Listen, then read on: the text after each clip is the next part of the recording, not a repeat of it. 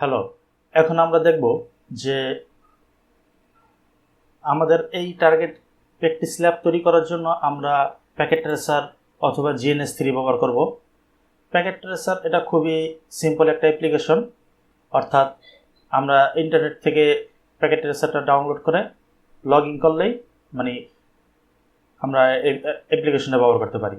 আর দ্বিতীয়টা হচ্ছে GNS3 এটা হচ্ছে মানে একটা সিমুলেশন সফটওয়্যার যেটা রিয়েল iOS ডিভাইস ব্যবহার করে। যেমন এইখানে আমাদের কিছু রাউটার, কিছু সুইচ দেওয়া আছে, কিন্তু GNS3-তে এরকম কিছুই দেওয়া থাকে না। এটাকে আমাদের ম্যানুয়ালি অ্যাড করতে হয়, তারপরে আমাদের ব্যবহার করতে হয়। তো GNS3-র উপর আমি কিভাবে ইনস্টল করতে হয়, কিভাবে রাউটার মানে অ্যাড করতে হয়, কিভাবে সুইচ অ্যাড করতে হয়, ঠিক আছে, এইগুলো আমি অলরেডি আমার একটা পূর্ববর্তী টিউটোরিয়ালে আমি এটা কনফিগার করছি। তো এর লিঙ্ক আমি ডিসক্রিপশনে বা প্লে আইকনে, এই কার্ড আইকনে দিয়ে দিব। তো আপনারা চাইলে সেখান থেকে দেখতে পাবেন। তো এইখানে আপাতত আমি GNS3 না, আমি এখানে প্যাকেট ট্রেসারের উপর ফোকাস করব, কারণ আমরা বেসিক কাজগুলো প্যাকেট ট্রেসারই করতে পারি। তো এর জন্য আমি যেটা করব সেটা হচ্ছে আমি এইখান থেকে একটা পিসি নিলাম, এইখান থেকে আরেকটা পিসি নিলাম। এখন এই দুইটা পিসির মধ্যে আমরা কমিউনিকেট করতে হলে আমাদের কি করতে হবে? প্রথমে এই দুই পিসির মাধ্যমে একটা কানেকশন তৈরি করতে হবে। যেমন আমি এইখান থেকে একটা কানেকশন তৈরি করলাম। এখন আমি চাচ্ছি যে এই পিসি থেকে এই পিসিতে যাতে মানে নিজে কমিউনিকেট করতে পারি, তার জন্য আমাকে দুইটা পিসিতে একটা আইপি বসাতে হবে। এর জন্য আমি একটা আইপি বসাই 192.168.1.1, আর এর আইপিটা দিই 192.168.1.2। হ্যাঁ, এখন যদি আমরা এইখান থেকে একটা প্যাকেট নেই, এইখানে ক্লিক করি আর এইখানে ছেড়ে দিই, তো আমরা দেখতে পারতেছি আমাদের এই প্যাকেটটা সাকসেস হয়েছে। এখন যদি আমরা সিমুলেশনে যাই, এখন আমরা সিমুলেশনে গিয়ে এইখান থেকে একটা প্যাকেট নেই, এইখানে একটা প্যাকেট ছাড়ি।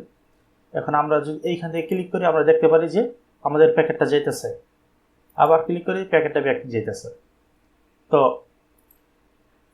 আমরা দেখতে পারলাম যে একটা পিসি আর একটা পিসির সাথে আমরা কিভাবে কমিউনিকেট করতে পারি। এখন যখন আমরা একটা পিসি দিয়ে আর একটা পিসির সাথে কমিউনিকেট করি, তখন আমাদের দুইটা স্টেপ সবসময় ফলো করতে হয়। প্রথম হচ্ছে এই দুইটা পিসির মধ্যে একটা কানেকশন থাকতে হয়। যেমন এইখানে আমি একটা ওয়্যার কানেকশন তৈরি করছি। কানেকশনটা হইতে পারে দুই প্রকার, ওয়্যার অথবা ওয়্যারলেস। তো আমি এখানে ওয়্যার কানেকশন তৈরি করছি। আচ্ছা, আমাদের এই পুরো সেকশনের মূল টার্গেট থাকবে ওয়্যার কানেকশন। আমরা ওয়্যারলেস নিয়ে আমরা পরবর্তীতে শেষের দিকে মানে ওয়্যারলেসের সেকশনটা আমরা কমপ্লিট করার চেষ্টা করব। তো প্রথম কানেকশনটা হচ্ছে ওয়্যার কানেকশন। তো আমরা যখন ওয়্যার কানেকশন করি, তখন এই যে একটা ওয়্যার কানেকশন করছি, কানেকশনটা কি বা এই কেবলটা কি কেবল, এর উপর ডিপেন্ড করে আমাদের নেটওয়ার্কিংয়ের মানে স্পিড অথবা ব্যান্ডউইথ ডিপেন্ড করে। সো আমাদের প্রথমে এই কেবল সম্পর্কে একটু ধারণা নিতে হবে। আর দ্বিতীয় কাজটা হচ্ছে, আমরা শুধু কেবল দিয়ে কানেক্ট করলেই হচ্ছে না, আমাদের একটা আইপি অ্যাড্রেসও বসাইতে হয়েছে।